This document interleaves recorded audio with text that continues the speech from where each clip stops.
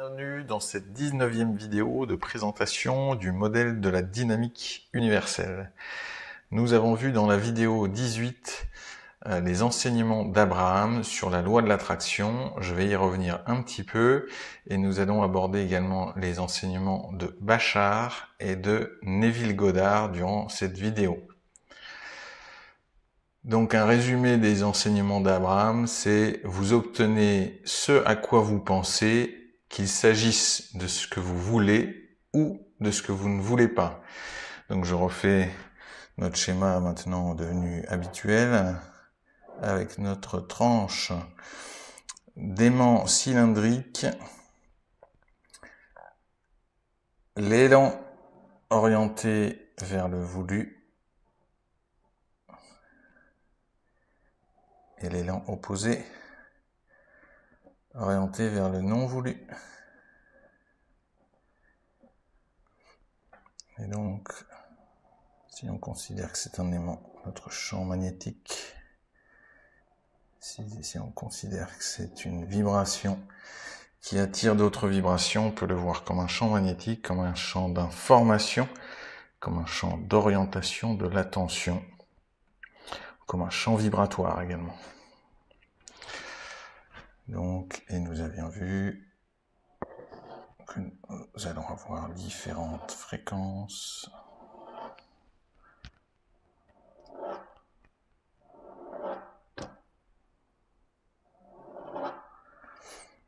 Et la même chose de l'autre côté.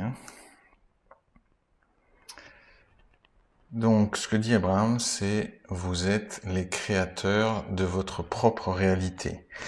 Donc, ce à quoi vous pensez le plus, vous allez l'obtenir. Si c'est du côté du voulu, c'est parfait. Si c'est du côté du non voulu, la nature va vous l'offrir également, même si c'est ce que vous ne souhaitez pas. Il s'agit de savoir où se place principalement votre attention. C'est ça qui devient votre point d'attraction. Alors, il y a un point que je voulais rajouter, c'est la notion réellement sur l'utilisation des émotions dans les enseignements d'Abraham Hicks qui sont réellement comme un GPS. J'ai parlé de l'échelle des émotions qu'on peut retrouver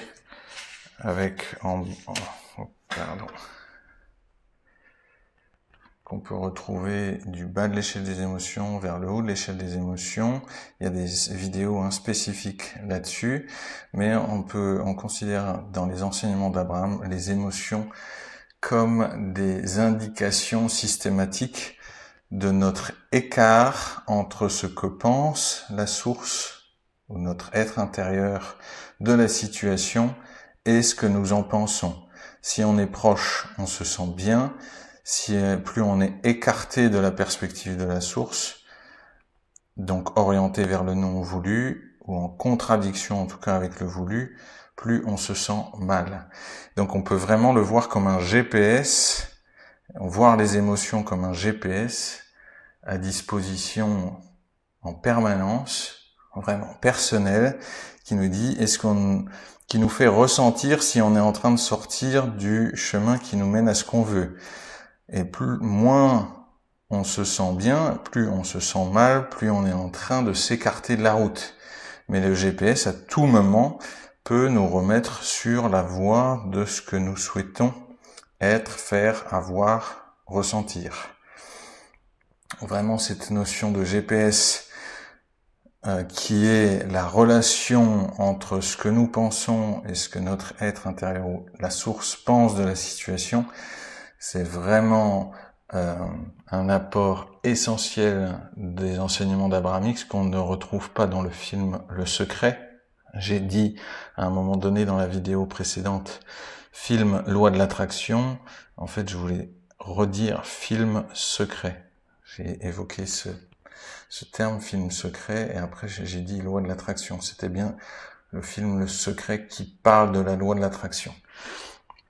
Donc il y a notamment un passage dans ce film Le Secret où Esther X, et donc Abraham s'exprimait, et qui a été enlevé ensuite. C'est donc la version la plus courante que tout le monde a vue, et sans ce passage qui introduit cette notion de source et de relation entre les pensées de l'individu et les pensées de la source. Du coup, tout cet aspect essentiel de l'enseignement est passé un petit peu à la trappe dans le film Le Secret. Voilà.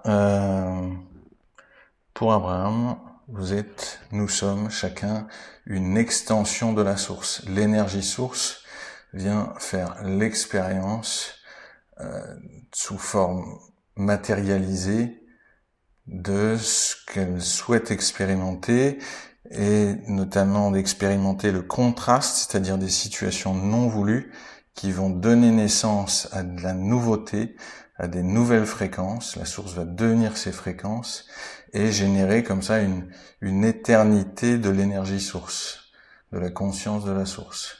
Même si la partie physique n'est pas éternelle, la partie non physique, elle, est éternelle par ce processus de création perpétuelle. Alors, maintenant on va passer à un autre enseignant qui ne parle pas directement de loi de l'attraction, même s'il dit que on attire ces expériences à travers nos croyances, nos émotions et nos actions. Cet enseignant, c'est Bashar. Alors c'est une entité, on va dire, où il se présente comme un être multidimensionnel qui est canalisé. Même si Abraham n'utilise pas ce terme-là, Bashar utilise ce terme. Il est canalisé par un Américain aussi qui s'appelle Daryl Anka.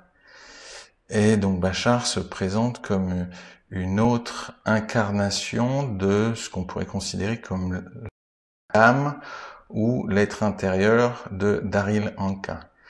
Donc qui se situe sur une autre fréquence, mais qui est en mesure de rentrer en résonance avec Daryl Anka et de s'exprimer à travers lui. Donc, comme je l'ai dit dans la vidéo précédente, ce sont des notions qui peuvent sembler très éloignées de la réalité de certains. Pour avoir expérimenté ça très régulièrement, y compris sur une base quotidienne à Madagascar, à travers des entités qui viennent s'exprimer à travers des guérisseurs, pour moi c'est devenu quelque chose de tout à fait normal, courant, et écouter, comprendre ce que ces entités peuvent exprimer à travers quelqu'un de physique est devenu tout à fait normal. Alors, que dit Bashar? Il dit plein de choses, mais je vais relier un petit peu ce qu'il dit avec le modèle et parfois faire des comparatifs aussi avec ce que dit Abraham. Donc, Bashar dit « Vous obtenez ce que vous mettez ». Donc sur un sujet, si on reprend pas ça comme l'individu, mais sur un sujet, il peut être considéré comme neutre, mais le sens que vous allez y donner, positif ou négatif, va faire ce que vous allez retirer de la situation, ou ce que la situation va vous apporter à l'avenir. Si vous lui donnez un sens positif, ça va devenir positif, ça va s'orienter vers le voulu, et vous allez obtenir des choses positives de ça. Si vous lui donnez un caractère uniquement négatif, vous allez en retirer des choses orientées vers le non voulu, donc d'autres choses négatives. Donc les choses en elles-mêmes sont neutres, mais notre réel pouvoir réside dans le fait de leur donner une connotation, une couleur positive ou négative. Et ça s'applique à tout. Voilà. On est toujours en train de percevoir, d'appliquer une signification positive ou négative, et on a un immense pouvoir à orienter en conscience cette signification qu'on donne aux choses. Donc d'une situation a priori négative, on peut, par exemple, comme le dit Abraham, faire la liste des aspects positifs et du coup en tirer des enseignements, en faire quelque chose de positif. Alors on continue à tirer des choses positives à partir de cette situation qui au début pouvait être considérée comme négative. Alors il dit aussi que tout existe. toutes les fréquences. J'ai fait d'autres dessins où j'avais représenté un petit peu toutes les fréquences disponibles. Tout existe. C'est pas qu'il y en a qui existent et d'autres qui n'existent pas. Il exprime que tout existe. La seule question, c'est quelle réalité vous choisissez.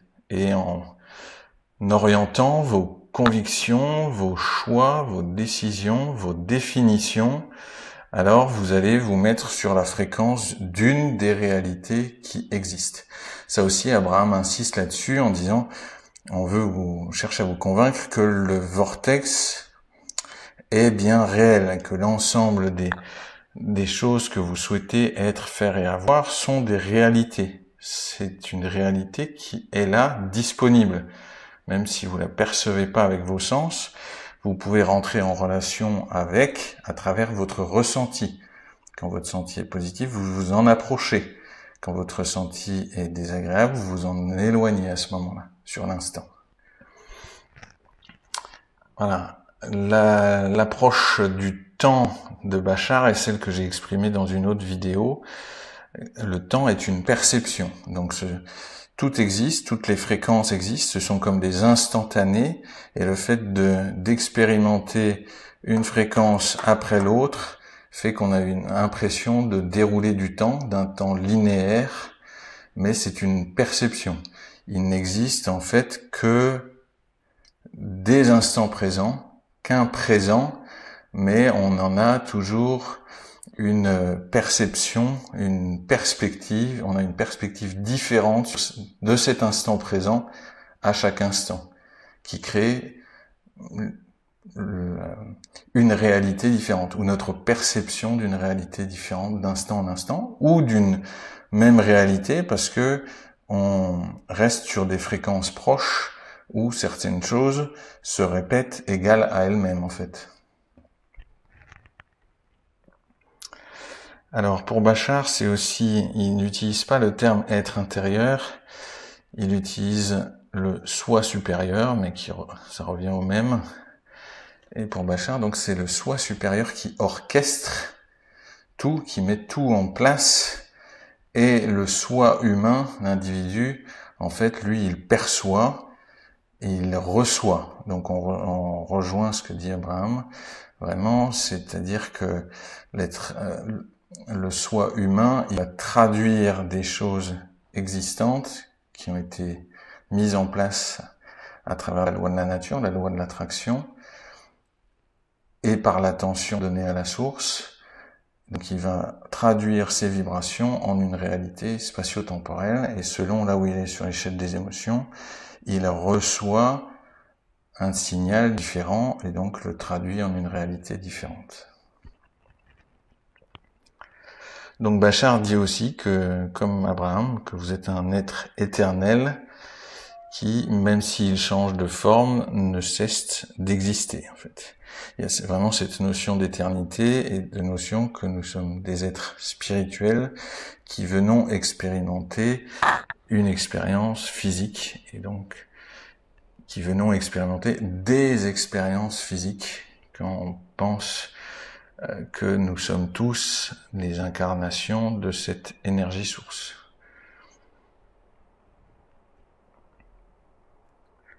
Alors, Bashar dit que pour vivre les choses les plus intéressantes, c'est-à-dire se mettre en résonance avec ce qu'on veut, le plus intéressant, c'est de suivre sa passion, et même de suivre d'instant en instant ce qui nous fait vibrer le plus. En anglais, il dit excite, donc ce qui nous excite le plus, ce qui vraiment nous fait vibrer le plus. En français, la définition serait peut-être légèrement différente, mais je pense que vous aurez compris, c'est vraiment ce qui vous fait vibrer le plus d'instant en instant. Donc ça vous met en haut de l'échelle des émotions et du coup en état de réceptivité des meilleures informations, des meilleures rencontres, des meilleures situations. Et en fait, pour Bashar, être vous-même et suivre vraiment ce qui vous plaît le plus, votre plus grande passion, ce qui vous fait vibrer le plus, ça Vous faites ça et tout le reste va simplement s'organiser parce que vous allez être dans une vibration haute. Abraham le dit aussi à sa manière, c'est chercher à vous sentir le mieux possible et vous vous mettrez en relation avec ce qui est disponible dans votre vortex. Donc pour Bachar, tout peut être expérimenté, c'est-à-dire vous pouvez attirer à vous tout ce que vous voulez si ça fait partie du thème de votre vie. Abraham ne parle pas du tout de thème de votre vie, il laisse une liberté totale à ce que vous pouvez attirer. Il dit vous pouvez être, faire et avoir tout ce que vous voulez. Bachar parle de thème de vie, donc d'orientation de vie. Bon. Chacun selon sa sensibilité pourra choisir son degré de liberté dans ce qu'il souhaite attirer ou ne pas attirer. Donc notre nature première pour Bachar, c'est l'amour inconditionnel. Donc Abraham dit la même chose. Cette source qui vibre très haut, est une source d'appréciation constante. Et plutôt que d'utiliser le terme amour, qui a beaucoup de connotations, qui est souvent justement conditionnel, il utilise le terme d'appréciation, qui est une vibration plus pure dans notre expérience, dans notre culture, que amour qui peut être connoté de plein de choses auxquelles il ne souhaite pas faire référence. Tout comme le terme de Dieu qu'il n'utilise pas non plus parce que c'est un concept avec c'est une idée qui est reliée à trop de conceptions erronées par rapport à ce qu'ils veulent exprimer, donc ils n'utilisent pas du tout le terme Dieu, ou en tout cas ils le remettent toujours en perspective par rapport à ce qu'ils veulent exprimer, la source qui est, je l'avais dit dans la vidéo précédente, vraiment l'orientation, l'énergie et toute la conscience qui est orientée vers le voulu, et qui ne fait que orienter et vibrer des choses orientées vers le voulu. Alors maintenant, on va passer à un troisième enseignant qui s'appelait Neville Goddard, donc qui a vécu au XXe siècle et qui lui, par contre, a utilisé clairement les termes de Dieu et tous les termes liés à la Bible, puisqu'il a fait, lui, une lecture symbolique de la Bible et pas du tout littérale. Notamment, il dit qu'on se trompe en ayant une lecture littérale, mais que si on arrive à y voir les symboles, alors elle est vraiment chargée d'enseignements très intéressants. Donc, je vais évoquer quelques-uns de ces aspects. Moi, culturellement, de par mon expérience personnelle, ma trajectoire personnelle, je suis pas relié au discours religieux, donc j'aime bien les choses générales qu'on peut justement recadrer avec une universalité qu'on peut retrouver à travers différentes approches. C'est aussi pourquoi j'exprime ce modèle. Donc pour Neville Goddard, Dieu est imagination. Alors on peut faire le lien avec Abraham et Bachar, c'est quand Abraham dit la source devient ce que vous souhaitez, c'est-à-dire en pensant, même si c'est pas le terme penser, en vibrant, en orientant son attention vers le voulu, elle devient ça. Et on peut le comprendre peut-être plus facilement à travers cette idée de Neville Goddard. Dieu est imagination, c'est-à-dire la source imagine le résultat final, devient le résultat final en l'imaginant. Pour l'être humain, imaginer peut être juste rêver. À ce niveau, focaliser, c'est créer. Vibrer, devenir, c'est créer la réalité correspondante. Donc pour Neville Goddard, Dieu est imagination, et l'imagination de l'être humain, la capacité de l'être humain à imaginer, c'est Dieu en lui. C'est le même pouvoir, même s'il l'a moins cultivé, c'est exactement le même pouvoir, et il peut utiliser son pouvoir d'imagination pour le meilleur, attirer à lui ce qu'il veut, et s'il ne sait pas, effectivement, attirer aussi à lui le non voulu. Là, Abraham dit, la vie peut être aussi magnifique ou en gros aussi pourri qu'on le souhaite, on est totalement libre. Selon ce qu'on va alimenter en termes d'imagination, de pensée, et là où on va mettre son attention, la vie va s'écouler dans cette direction ou l'autre. Donc il dit tout ce qui existe, c'est-à-dire physiquement, a déjà été imaginé. Donc l'imagination est première, donc la fréquence est première, cette fréquence existe et on réalise la fréquence, c'est-à-dire on rend réel, on manifeste physiquement ce qui est déjà, mais à travers nos sens, on en fait l'expérience physique. Donc ça parle de la nature spirituelle de la réalité, qu'on retrouve dans toutes ces approches, et où on perçoit qu'il n'y a pas en fait d'opposition entre spirituel et matériel. Souvent on oppose matérialisme au spirituel. En fait, le matériel, la maison dont on a rêvé, la voiture, l'argent, peu importe, la relation, avant d'être matérialisé comme une expérience des sens, est une vibration qui est disponible et qui est de nature spirituelle, qui est de nature consciente. Et en ça, absolument tout, y compris le très matériel, est d'origine vibratoire, est d'origine spirituelle. Donc c'est aussi une manière de ne pas opposer des choses, et on peut tout à fait être très spirituel en choisissant aussi de vouloir certains aspects matériels. Dans ces différentes approches, il n'y a pas du tout d'opposition de l'un et de l'autre. Alors quelque chose d'autre que Neville Goddard apporte, que je trouve extrêmement intéressant, c'est le procédé qui est pensé depuis la fin. Abraham parle d'orientation de la pensée vers le voulu. Il dit aussi, si vous trouvez l'essence du ressenti de ce que vous voulez, ça va vous permettre de vous mettre sur la fréquence de ce que vous souhaitez. Neville Goddard va plus loin, il dit si vous arrivez à penser depuis la situation comme si elles étaient réalisées, c'est-à-dire dans son expérience, il veut être à la Barbade, non c'est pas la Barbade exactement, bref, une île des Bahamas, ça me reviendra peut-être. Si, Barbados, c'est ça, Barbade. Alors, donc il veut être à la Barbade alors qu'il est aux États-Unis, donc il se met dans la situation où il ressent être à la Barbade et situer, y compris géographiquement, les États-Unis par rapport à là où il est à la Barbade, ressentir la chambre où il est à la Barbade, l'air, ses proches, donc sa famille était de là-bas, ses proches qui lui parlent, etc. C'est-à-dire il se met totalement dans la situation avec toutes les perceptions qui sont reliées aux résultats déjà réalisés.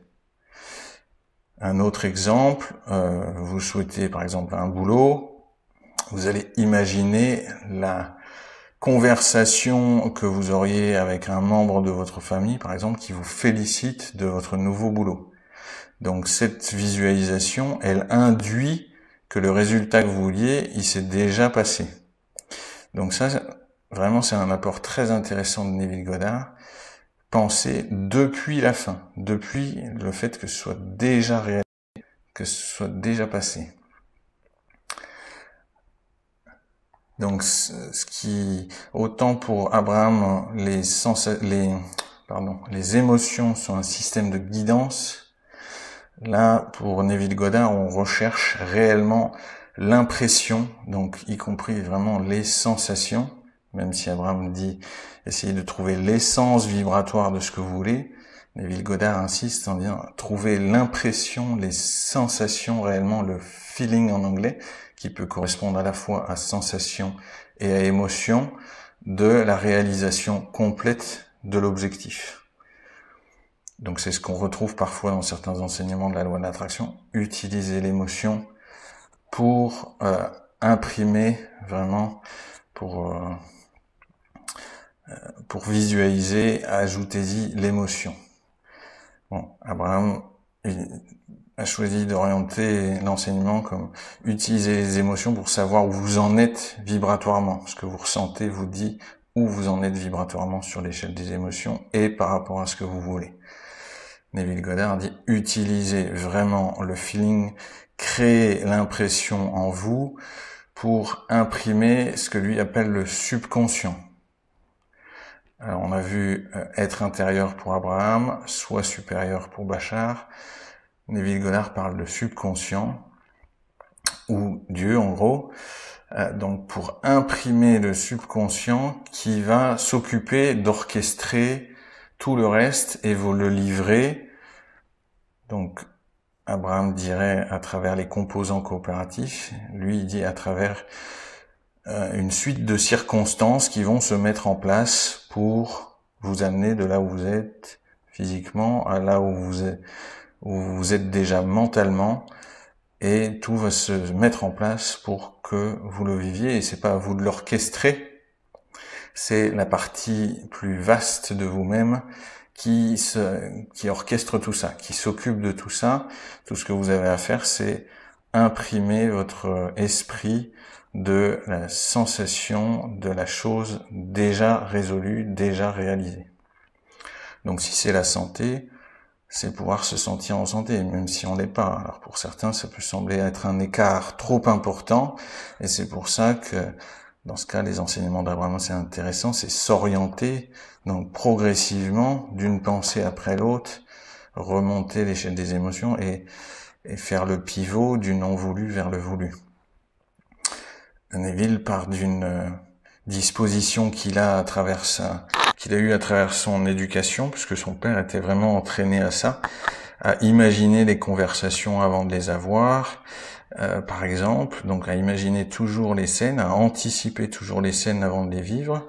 Donc il a développé cette disposition aussi, qui est devenue très forte, qui a développé un élan là aussi, disposition à agir, à penser, à focaliser son attention d'une certaine manière, et qui, lorsqu'on la développe, permet d'appréhender toutes les situations à partir justement de cette fin, où les choses sont déjà réalisées. Donc ce qui est très intéressant.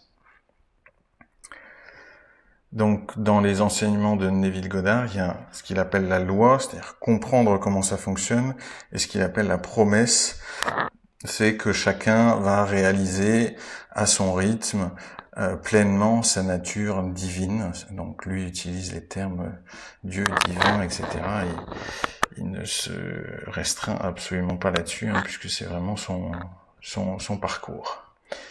Alors que je l'ai dit, Abraham n'utilise pas du tout ce terme de Dieu trop connoté à son sens, et a préféré introduire un vocabulaire tout nouveau pour penser les choses de manière nouvelle. Astérix, des vibrations qu'ils ont offert à la conscience d'Astérix, en fait, ils lui ont envoyé l'idée que ils sont la vibration à l'origine des religions. Donc elle a trouvé le terme, le nom Abraham, mais la vibration était même plus évoluée que ça. C'est-à-dire, c'est la source de ce qui a donné ensuite les religions.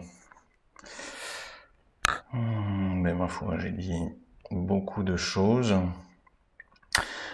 Voilà, donc vous avez là eu 3 approches qu'on peut relier directement à la loi de l'attraction, même si Neville Goddard n'utilise pas ce terme-là, même si Bachar parle d'attraction mais ne parle pas directement de loi de l'attraction.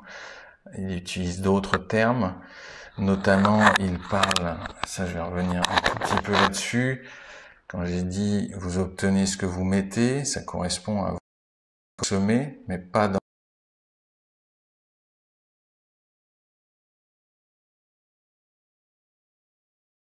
on pourrait vraiment élaborer cette notion de karma pour la repenser, non pas comme une punition, l'effet boomerang qui punit celui qui a fait quelque chose de mal, mais plus subtilement comme le retour que l'on obtient en fonction de la vibration que l'on offre. Quand on pense, quand on parle, quand on dit, quand on agit, quand on réagit, on offre une vibration, et ce qu'on va recevoir est une réponse directe de la vibration que l'on offre. Donc lui parle en termes de beaucoup plus physique, hein, de action-réaction. J'offre, hop, l'univers me répond. Même s'il dit pas l'univers, mais le soi supérieur va répondre. Donc action-réaction. Abraham parle d'émission, émettre. Donc on va émettre un signal et recevoir un signal qui correspond. Donc ce sont les idées équivalentes. On reçoit en fonction de ce qu'on émet. Donc on récolte en fonction de ce que l'on sème, sans lié à la culpabilité. Si on émet culpabilité, bon, on va peut-être recevoir quelque chose qui est sur la fréquence liée à la culpabilité et que l'on va percevoir comme une punition et du coup comme un juste retour des choses. Donc c'est une des portes d'entrée pour comprendre que l'on récolte ce que l'on sème, mais c'est pas du tout l'unique porte d'entrée pour voir le lien entre ce que l'on pense, ce que l'on dit, ce que l'on fait, ce que l'on émet, la manière de réagir, notre manière de réagir et ce que l'on obtient en retour. Voilà, il y a tout un tas de synchronicités qu'on peut observer qui ne sont pas de l'ordre de la punition. Et d'ailleurs, toutes ces approches sortent complètement de l'idée de punition. L'univers ne vous punit pas, il ne fait que répondre à la fréquence que vous offrez. Uniquement. Et les trois sont complètement là-dedans. Je vais simplement rajouter encore une distinction entre Neville Goddard et Abraham. Quand Neville Goddard dit Dieu et imagination, il prend en compte tout. C'est-à-dire les fréquences liées au voulu, les fréquences liées au non voulu, ne fait pas de distinction. Alors qu'Abraham, quand Abraham parle de source, c'est vraiment une orientation vers de l'énergie qui est orientée systématiquement vers le voulu. Voilà, c'était la dernière distinction que je voulais faire. On est à 32 minutes, c'est bien suffisant.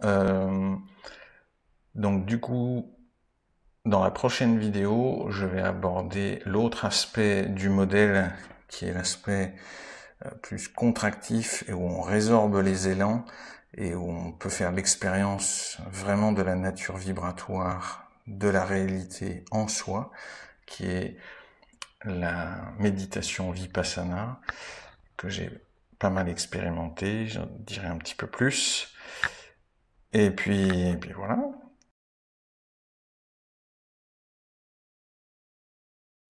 De tout ce que j'ai expliqué ici de manière un petit peu théorique. Voilà, je vous remercie beaucoup de votre attention et je vous dis à bientôt.